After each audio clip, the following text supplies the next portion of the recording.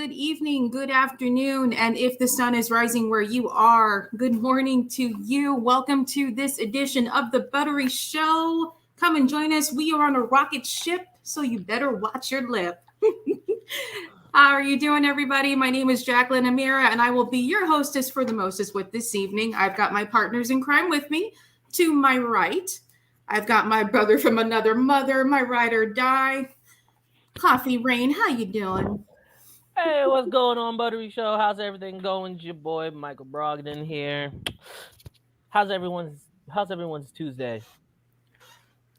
Pretty Eventful. good.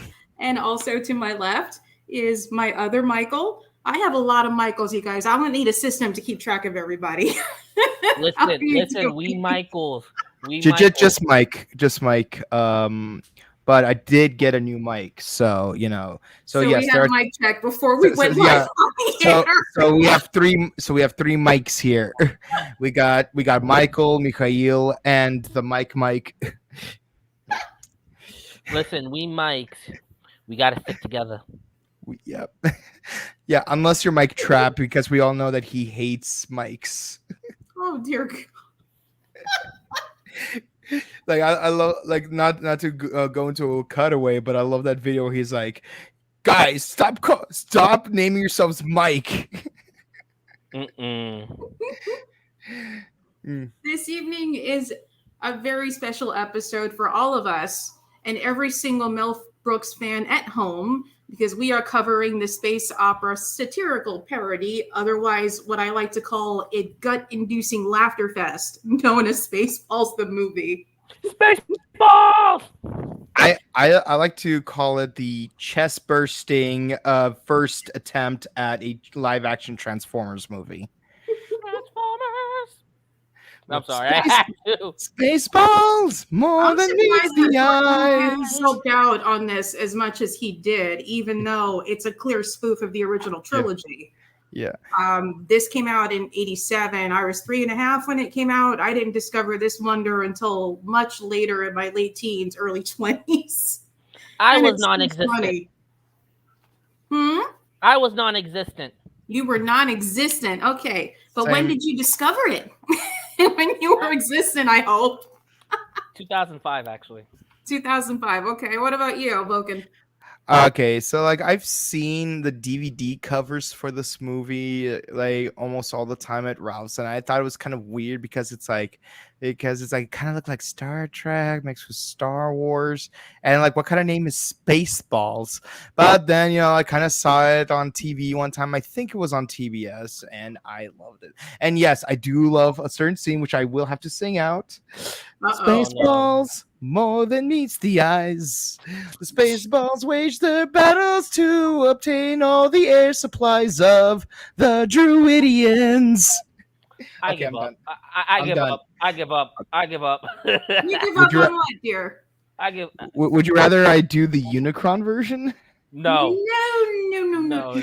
Okay. We've got a lot of ground to cover this evening. And if Yes, you're watching live at home, I don't want to keep you any longer than we have to. yes. There's a lot of yogurt that needs to be taken. Yogurt the Wise. Oh my gosh. It has already been touched upon that Spaceballs does spoof on the original Star Wars trilogy. It also does cover wonderful sci-fi franchises such as Alien, Indiana Jones. It also does touch on The Wizard of Oz, 2001, as well as Planet of the Apes. I also have to throw in Police Academy because it also features the wonderful Michael Winslow as the radar detector. Fun fact, Michael Winslow actually now lives in Orlando, Florida, and he competed on the 16th season of America's Got Talent last year. He made it all the way to the semifinals. I voted for him. It's not my fault he got kicked out. I tried. Didn't try hard enough. I'm joking. They only let you do so many times with those shows. I mean, come on. It feels kind of weird that you're allowed to make more than one vote, period. I think Like, they just in limited to general. like a social media channel, a certain number of attempts, but you can go to your friend's house, your friend's computer, if you've got the time, I'm sure, and try to do it that way. I see the wheels turning in their heads just now. Yeah, I think I just gave these two a really bad idea. Yeah, you did. Good idea, Yeah. bad idea. I gave them the other one. I could say so many things in Russian right now. Oh, I believe it. And here's the thing. When Brooks developed Spaceballs, he wanted the parody to be as close to Star Wars as possible. George Lucas gave the okay with the understanding that no merchandise was to come out as a result of this film. Now, Mel Brooks found a workaround for that with the merchandising that he wrote in as Yogurt the Wise, with action figures, t-shirts, and they were just, adorable. And George Lucas was right. He was afraid that the figures would look too much like his characters and they would get confused. I can't argue the logic there. He gave the okay. I mean, if I'm blessed by George Lucas, I will do whatever you say. Okay, no merchandise, we're good. Exactly. Like, okay, sir. Oh, okay, yeah. Like, yes, sir. Nevertheless, you probably would get some merch in Spaceballs 2 Quest for Money. Yeah, I think he's got plenty of it. I think he's fine. I think so. Now, of course, everyone knows in Spaceballs, the heroic mercenary Lone Star, played by Bill Pullman, and his alien sidekick Barf, or better yet, full name Bartholomew, played by John Candy, rescue Princess Vespa, played by Daphne Zuniga of Druidia, and her droid Dot Matrix, who is voiced by the lovely Joan Rivers, for being captured by President Scrooge. And guess who that is? Mel Brooks. Exactly. You know, I love how movie Mel had Brooks so almost many- always plays a corrupt character. But to be honest, this movie had so much power in it. He didn't need to have a presence at all. Rick Moranis was good. Pullman was good. Everybody carried their own weight. He just wanted to be in it. Yeah, I mean, he did good for what he did, but it wasn't necessary. I mean, was it though? Was it really necessary? And one thing I appreciate is that Mel Brooks actually played two different characters in this movie. Yeah. He played both the president of Spaceball 1 and he played Yogurt. But still, I love it when he plays a corrupt character, as we will go further into when we do History of the World Part 1. And of course, Scrooge is an anagram for his last name itself. So, and of course, I can't leave out Darth Helmet, Rick Moranis. My God, that man cracks me up. I don't care what he does. Ghostbusters, Honey, I Blew Up the Kid, Honey, I Blew Up the Baby. Honey, I Shrunk the Kids. Little Shop of Horrors. Yes. Was he in Honey, We Shrunk Ourselves by any chance? I think so. I think he was. Hold on. But I definitely loved him in that episode of The Goldbergs that referenced Dark Helmet. Yes, he was. Like Dark, like because his cameo on The Goldbergs was like his first acting performance in a decades-long hiatus. So it's so nice to see him back on film. He didn't need to do it, to be honest, with all the success that he's had. Yeah. No, actually, like he actually like retired from acting for very personal reasons, very respectable ones. And it's nice to see him like off the hiatus, because it's sort of like what we keep on trucking sort of situation, and hopefully we could see him again in future projects again, like at his own pace, whatever he feels like doing. But I'd be more than happy to see him if he ever does show up in another project. Yeah. Was he in the Ghostbusters remake? Not to create a he was in Ghostbusters. No, I mean the remake, the 2016 one. Yeah.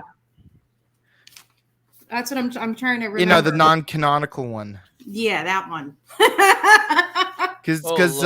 Because Murray and Aykroyd were both in it. I definitely like Aykroyd's character a lot better, to be honest. Let's see. I still haven't seen the latest one with Paul Rudd yet. I know I should. It's so good. I'll get around to it. So I've heard, yes, and I will check it out as soon as I can. But I'm just letting you know, I didn't see that one, but I did see the first three, and I definitely did not like the 2016 one. You know what's actually funny? My first exposure to Ghostbusters, but I'll talk about that when we talk about Ghostbusters. Yeah, but it's a funny story. So let's put a pin on that. So I know we're going to get into this eventually. Boken, what is your favorite scene in this movie? God, can I even pick a favorite scene? There's so many good ones. I don't know if I can even pick a top 10 because there are so many good scenes. The jokes just keep on rolling from one good joke to another.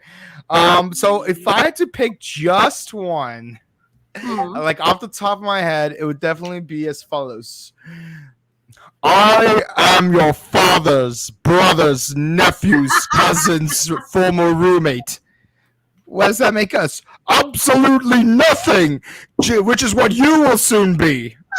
Oh my gosh. Freaking Rick Moranis, I swear. Okay. There, like the fourth wall did not exist in this movie at all. Never.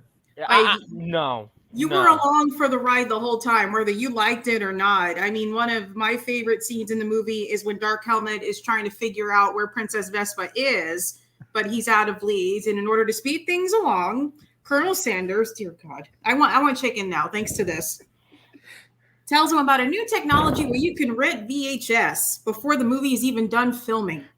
Welcome to my home country. Oh my God. And also the Mr. Coffee bit's pretty funny too. I always drink coffee when I'm out doing bad things.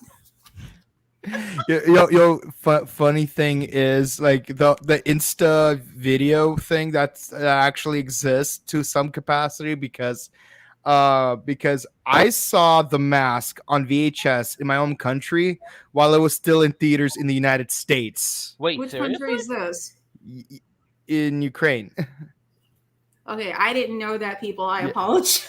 No, seriously, like the Soviet Union, they were very, arg about things, because they wanted to make a quick buck out of movies. So I was already able to see the movie The Mask in Russian while it was still in theaters in the United States. It's been 30 years, guys, so hopefully, you're not going to arrest me or anything. I have it on DVD, so I paid my dues time after time. No, let's not go there. But the reason I bring it up is because, yes, like the whole instant VHS thing works now. Then? No, not then. Now. What about then? What about 10 seconds from now? But why? That was then. On This is first now. scenario that it created. It's freaking hysterical. And of course, ludicrous speed. You heard me. I said ludicrous speed. Ludicrous speed. And Tesla Honestly- actually picked up on that with some of their models and paid tribute to the film. Honestly, this is mine. Oh shit! There goes the planet. Like, Yeah, dear God, is that Spaceballs? Well, there goes the planet. If I had to rewrite every line in the movie, so it's the same movie but just change the line slightly, I would say like, we need to go fast. How fast? Chris Bridge is fast. Oh my God, that's terrible. I can't. Get out the way. Oh my God, no. Liquid Schwartz. I can't. Now, speaking of, I mean, a scale model of the Winnebago that Lone Star drives, the Eagle 5, was auctioned December 11th of 2018. It was created by film special effects designer Grant McCune, who also created models for Star Wars and Star Trek. The model makes an early appearance in the film with the introduction of our two heroes, Barf and Lone Star. The model, along with other special effects artifacts from films such as Masters of the Universe and Jaws: The Revenge, was displayed at Chicago's Museum of Science and History in the summer of 1988. Cool. I wish I Now I know where I should go when I 5. go to visit Chicago. Exactly. Same here. The relevance of this film, it's still funny today. I talked to my coworkers about it before the podcast, and they just cracked up, and they're like, very good, bad movie. That's what they associate it with. It is good. Honestly, this, like I said, this is the only Mel Brooks movie I've watched. Didn't But- you watch Blazing Prior Saddles? to Yeah. Blazing Saddles. Yes, Yeah. but this one, I'm sorry, this is too funny. The amount of jokes in it, either you got it or, Or you you didn't. got it later in like 2 minutes because it just kept on rolling. Oh Lord. Yeah, they were really good at like transitioning from joke to joke. To some capacity, I like to imagine that the movie Hot Rod was kind of inspired by it, in terms of like just the pacing of it. Or like the part where they show what would be the equivalent of Darth Vader's ship, and it just keeps on going Yeah, and going and and going and going. Going. Exactly. And yeah, and then like the part with the stunt double. oh god, that was terrible. I lost the ring. The ring was complete. The Schwartz is in you. I love that. Like, may the best man win. Oh, oldest trick in the book. Here, let me get back to you. Oh, fell for it again. I You are can't. so stupid. That is why evil always wins, because good is stupid. oh dear god. Moranis is so childish. I could imagine for a role like that, he didn't need to prep much. I don't think so. I don't think any of them did, to be honest. As funny as those movies are, I would imagine that the cast, when you put them all together, would have great chemistry right off the bat, and they could bounce off of each other if they forgot something. Yeah, no, I love that Moranis is always like playing childish characters, especially when we reviewed the movie Parenthood, because like he played a character in that movie who's like obsessed with making sure his daughter grows up to be a genius. Yeah, and yeah, like the way he was treating the situation was very childish. Like I imagine that's what it would be like if Dark Helmet found out that Vespa was his real daughter, or something like that.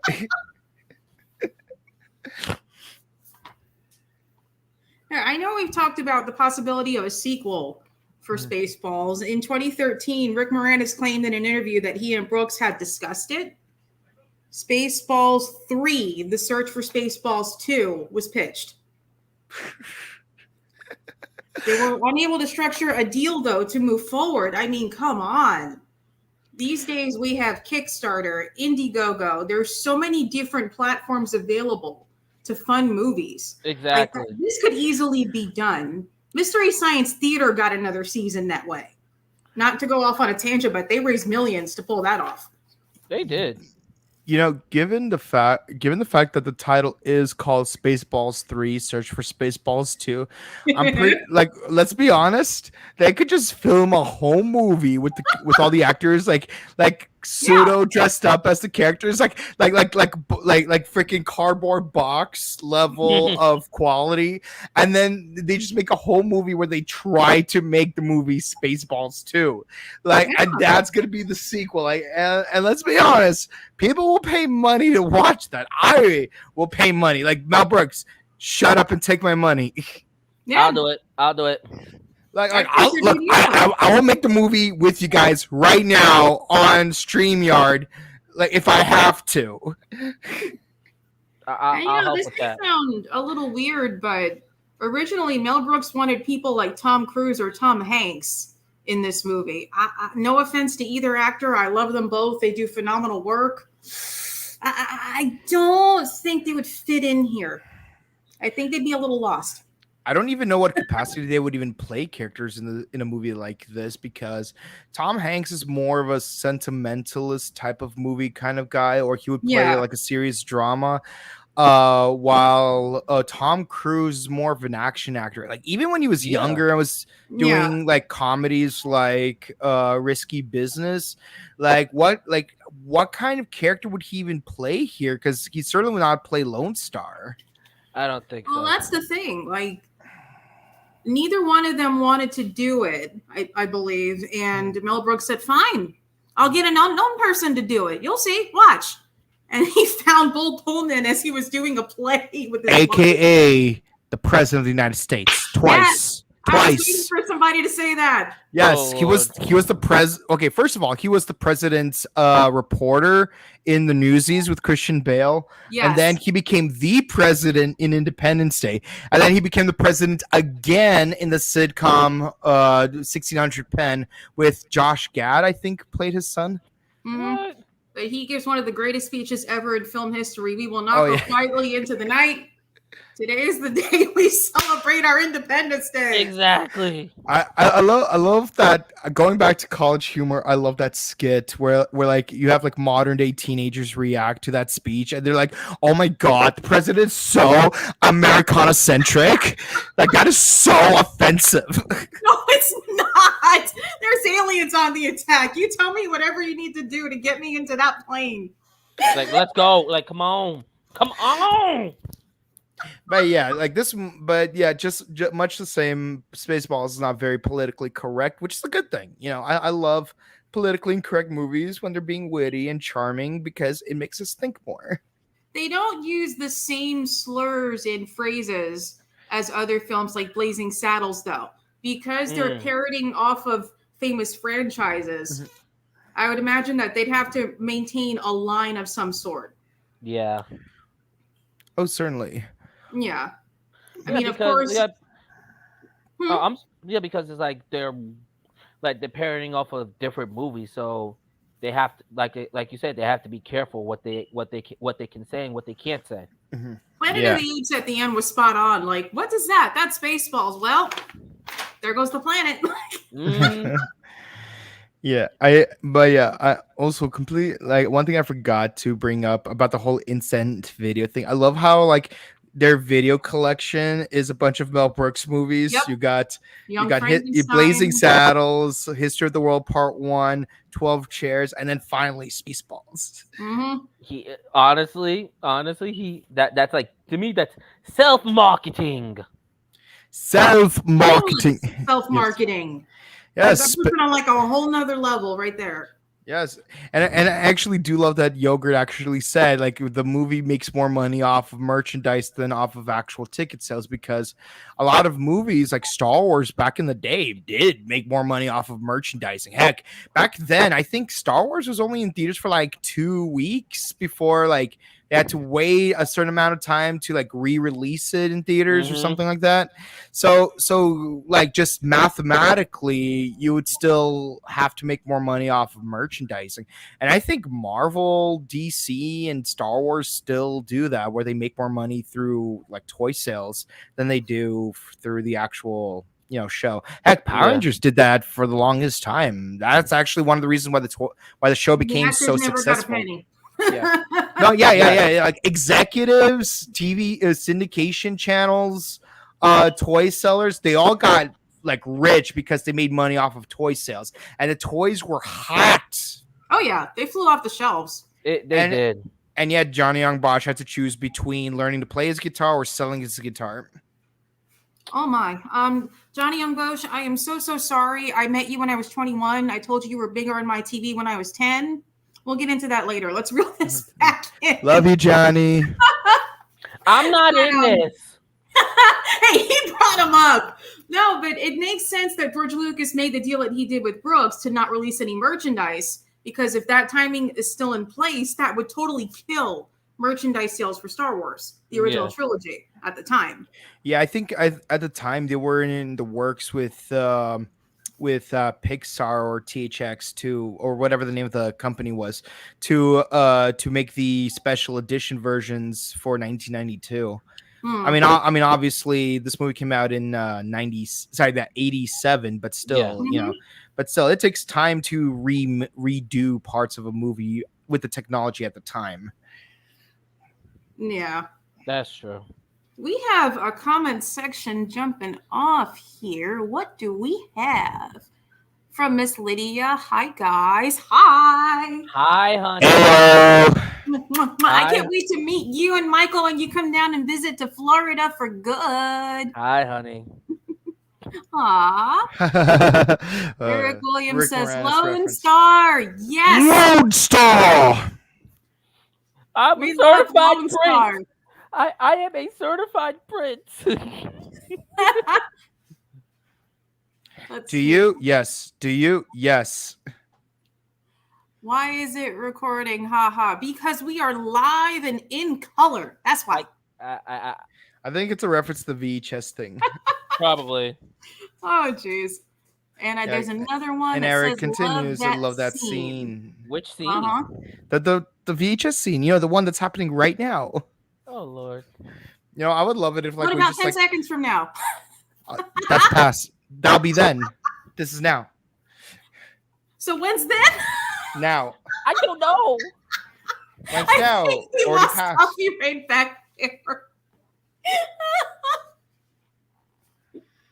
As you can see, we are all very big Mel Brooks enthusiasts, and it's not hard to understand why, given the comedic genius that he's displayed time and time again throughout the films. I mean, we did Blazing Saddles last week, which came out in 74. And now we are 13 years later talking about Spaceballs. Now, correct me if I'm wrong here, but were there a whole lot of films between 74 and 87 from him?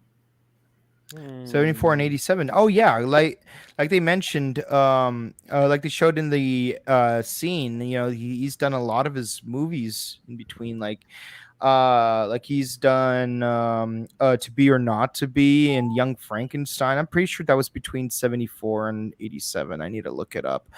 But yeah, I knew that when this came out, it was critically panned. And it's easy to understand why, because not many critics understand the purpose of a satirical work. And one of the comments that was made frequently throughout the reviews is that he got his groove back. He got his step back, as in he lost something between the release of Blazing Saddles and now. I don't necessarily believe that to be true. But then again, I was a wee child in the 80s for most of it. Yeah. So Young Frankenstein was definitely 74 after Blazing Saddles. History of the World Part 1 was 1981, and then Spaceballs came right after that. Okay. So there was a couple of years of a gap in between. Yeah. Okay. Now, what about the music? I mean, obviously, we had the same people involved as we did in Blazing Saddles. The Spinners is who sings the We Are Spaceballs towards the end of the film as they're all trying to escape through the pods. I love that song. And Raise Your Hand from Bon Jovi is played in the Winnebago. I can't argue a Bon Jovi song. I really can't. I love Bon Jovi. So do I. Yesterday, I met a man that I swear looked almost like Bon Jovi. I'm like, hey, anyone ever tell you look like John Bon Jovi? Oh my God.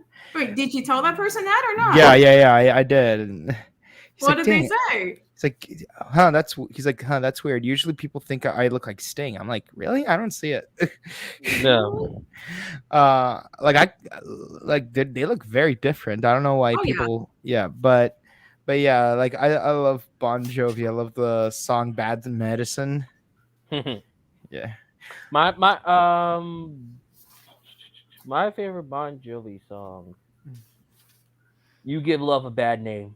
Oh yeah, that is one of my favorite songs to sing on karaoke night.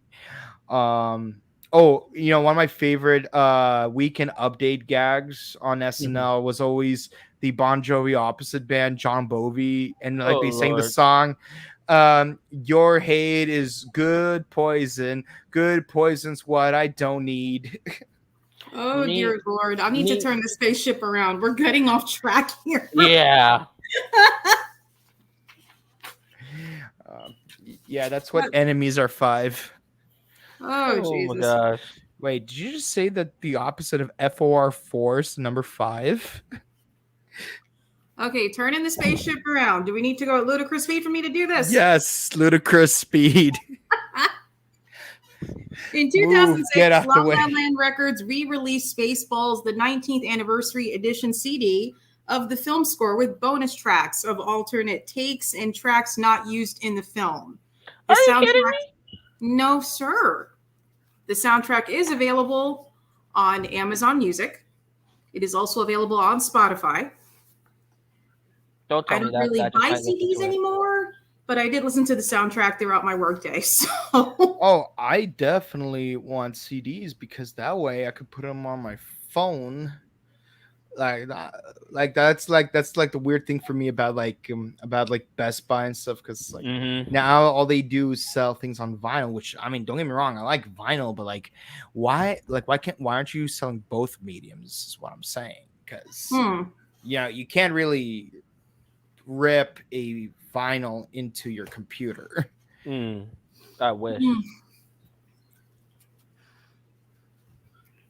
Now, you guys remember the scene where the dinks come out based on the Jawas, and they start going ding ding ding ding ding Ding ding ding ding ding ding ding. ding ding ding ding ding ding ding ding ding Mm-hmm. ding ding. Right.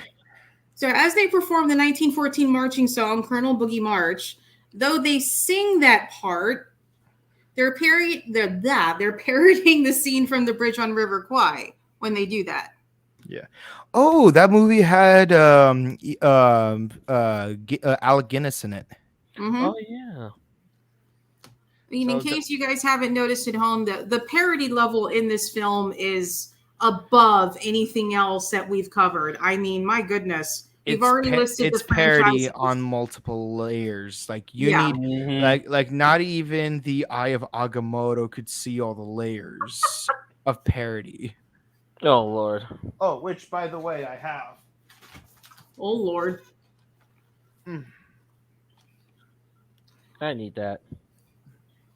We got another comment. It's a great movie. Yes, it is. I Yes. agree. It is indeed a great movie.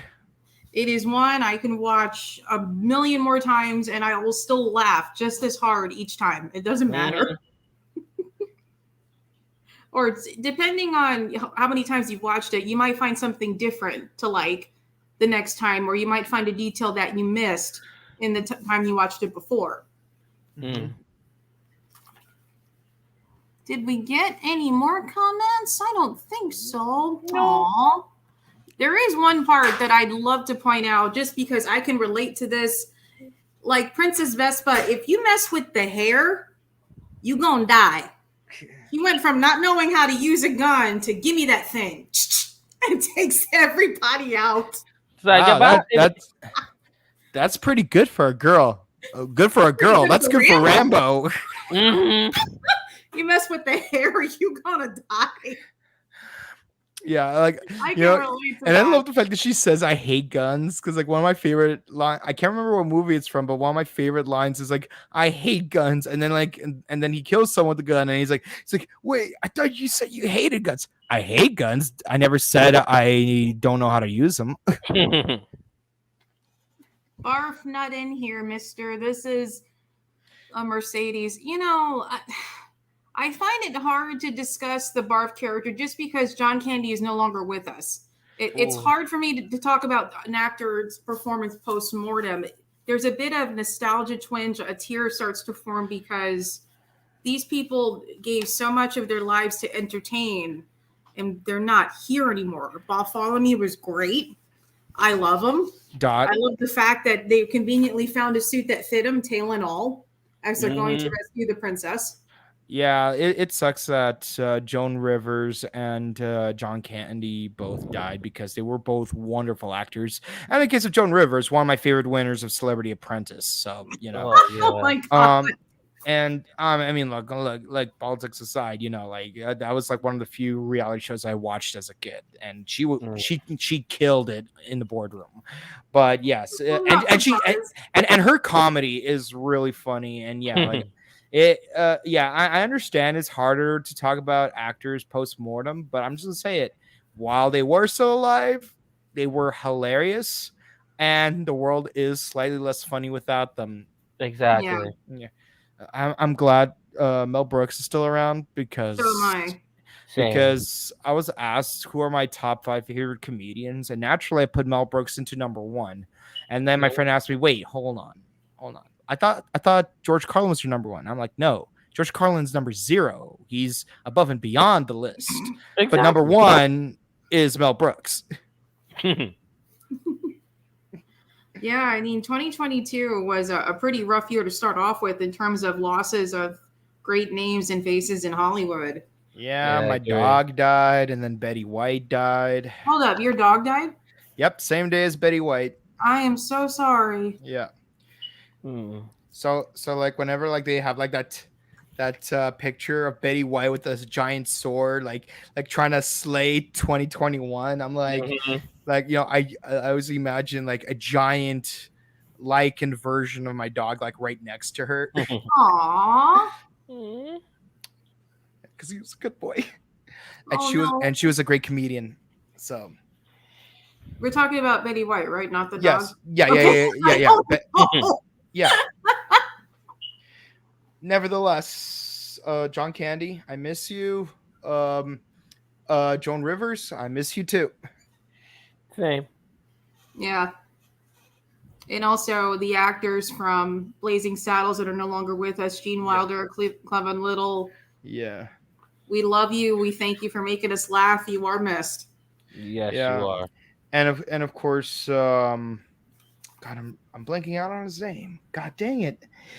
God, God, I'm blanking out on his name. Give me a second. Hmm? Mhm. Okay.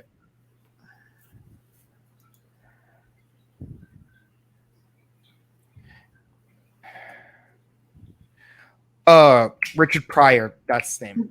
Mhm. Hmm. He did have a producer credit in Blazing Saddles, and he He was also stayed on board as a writer yeah for the film as yeah well. Yeah. yeah. So like he and Gene Wilder were both pretty much Mel Brooks' best friends, and I Yeah. love it when the three of them work together. So Hmm. please don't die on me, Mel. I need you. Oh wow. Keep the world funny because laughter's the best medicine. Yes, it is. I mean, my goodness. I keep saying this. Spaceballs has had such an impact on culture today. Yeah. I mean, even the Boring Company sold 20,000 flamethrowers in 2018, inspired by Spaceballs, the Oh merchandising wow. scene. I mean, it's just incredible. We already talked about the Goldbergs. There was an episode of Robot Chicken Star Wars Mhm. that features a Star Wars fan wearing a barf costume Yeah. from Spaceballs in it. So, Yeah. and Robot Chicken's a freaking brilliant show. It doesn't need any introduction or anything Yeah. like that. Maybe one of these days we should probably do a retrospective on the Star Wars specials from Robot Chicken. Okay. Yeah. The second If one we was do Robot just Chicken, so we got to do brilliant. Family Guy too, because they've had Star Wars Yes, we have to specials. Yeah, do. I like the Robot Chicken ones better, but can't go wrong with Blue Harvest, especially with the funny story I have about the not Robert Plant, Tom Baker scene. I just spoiled the joke, man. Yeah. Oopsie. Ludicrous speed. Well, before we close out, I mean, what other points did you want to discuss regarding the film? We've covered a lot. I just love the jokes, man. I Same could just here. go I could just go all day just talking about the jokes, like the luggage. One, two, two, two, three, three, three, four, four, four, five, five, five. 1, 2, 3, 4, 5. That's the kind of password an idiot puts on his luggage. Oh gosh. And that was also President Screw's password too. For his luggage. I also love the way Rick Moranis like awkwardly like looks side to side when he's trying to back up, like when he got caught doing something embarrassing, like I always drink coffee. Yep. Or what's it called? Or like it's like you didn't see me do anything. Yes, sir. I did not see you playing with dolls. Good. Playing with dolls. Good. And yes, I do love John Hurt reprising his character from the movie Alien. Yeah. Mm-hmm. The Hello, late, my great John baby. Hurt. Hello, my darling. I also love him in Doctor Who too. We'll cover that on another The war. show. Oh yeah. He We did gotta cover that. Yes. I actually like when they revealed he was gonna play the Doctor. Like I actually made a meme from Harry Potter. Where it's like Barty Crouch Jr. isn't the only Doctor you will have met. There is one other. Oh, God. Although technically two more because David Bradley will end up playing the first Doctor. But not in the name of the Doctor. And what about you, Coffee Rain? What you got for us? Any last minute thoughts? I just think for me, this movie's a 10 out of 10. Okay. I agree. 10 out of 10. 4 stars, whatever system you want to use, just give like the maximum, ludicrous, infinite amount. Just give it. Yeah, this movie is definitely a 10er for me because this movie is as delicious as Pizza the Hut. Oh dear God. Oh dear God, help us all. Like how honestly, I would have loved to watch that happen. Like him being trapped in a limousine for 3 days and he has to eat himself to death to not starve. Dom DeLuise, my God, he's another regular in the Brooks movies. I can't picture a Mel Brooks movie without him in it. I can't either. And of course, Rudy DeLuca, rather, that played Vinny, that pizza is going to send out for you, ended up being a spoof on Max Headroom, that first virtual personality from the 50s. I believe it was 58 when that came out. Mm-hmm. Really? I thought he was from the 80s. I know he had his own talk show at one point. Because Max Headroom had his own movie at one point, called something like 20 Minutes into the Future. And when he did, at one point he had his own talk show. And in the first episode of that talk show, the actress he was interviewing was the lead actress from the movie Earth Girls Are Easy, starring Jeff Goldblum and Jim Carrey. So I would have loved an episode of Doctor Who featuring Max Headroom, and not because of that one broadcast we're not going to mention. Uh-oh. Let's not go there. Uh-oh. We certainly don't want to got start one more comment. Oh, we do. What do we got? Very true. Very true. Mm-hmm. But other than that, this movie was. I will be seeing it again. Good. One last joke I just remembered. Begin the metamorphosis. Yes, begin the metamorphosis, Mr. Kafka. Really, you guys don't read Russian literature? No. The Metamorphosis by Franz Kafka. No. You should read it. It's good. But the point is, there's a book called Metamorphosis by Franz Kafka, and there's a part where when they transform Spaceball 1 into Robo-Maid, they say, "Begin the metamorphosis." Yes, Mr. Kafka, begin the metamorphosis. Well, let's go here counterclockwise. Coffee Rain, where can the nice people at home find you if they want to follow along on your wonderful journey in this thing called life? You guys can catch me on Instagram at Red Ranger 2134 and hanging out with the Morphin Squad and the Buttery Show Squad. Very, very good. All right, Moken, what about you? All right. All of you lovely people can find me on Instagram at Boken_Kabuto. You can find me on Twitch at twitch.tv/BokenKabuto. Yesterday we beat Team Rose on Sonic Heroes. And on Wednesday we're going to go back to a galaxy far, far away to help Cal reclaim his Jedi roots in the Fallen Order. And where can they find you, Miss Jackie? You can find me on Instagram at Jacqueline Amira, all lower letters, all together. I think I passed like 28,000 followers this week. I thank you, everyone at home, for following me on my journey. Even though I post a lot of gym pics, I train 2.5 hours a day, 6 days a week, and I am planning for my next show. So stay tuned. More information to come on that. All right. All righty. Oh, this has been the trio of nerds from the Buttery Show. I will proudly call myself a nerd without hesitation. We thank you for spending this time with us tonight, and we look forward to seeing you again. If you have not seen Spaceballs, please see it. Please, for the love of all things holy, see it. So, Jacqueline, worth every second. So, Jacqueline, what movie shall we review next week? Now, see, I want to do History of the World, but I also want to do Men in Tights. Because we already did Blazing Saddles. I've got to go to Men in Tights because of Dave Chappelle at the end. Well, why not? It worked in Blazing Saddles. Well, that's fair. Honestly, it's got to be a Mel Brooks movie regardless. Hey, it's got Wesley from Princess Bride, so Yeah. Yes, it does. Robin Hood Men in Tights.